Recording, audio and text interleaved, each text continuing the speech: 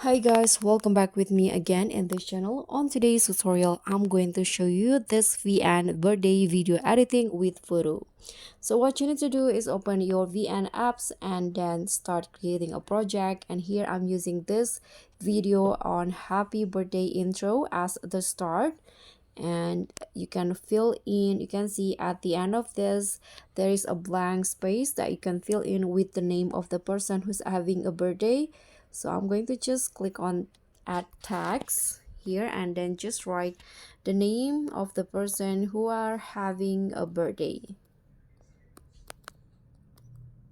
Okay, you can just change the font and also the style to how you like it. I'm going to adjust the size and the position. You can also add motion. Here I'm going to use scale. Don't forget to adjust to where the tags start, like this.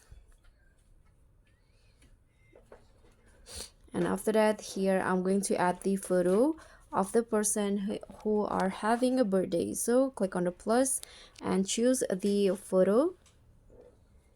Here I'm going to find the photo first. For example, I'm going to add 3 photos into the video editor. Click on next, this one. Okay, so after you add the photo and also transition, this will be the result. And in addition to this, you can also add a happy birthday songs if you want to.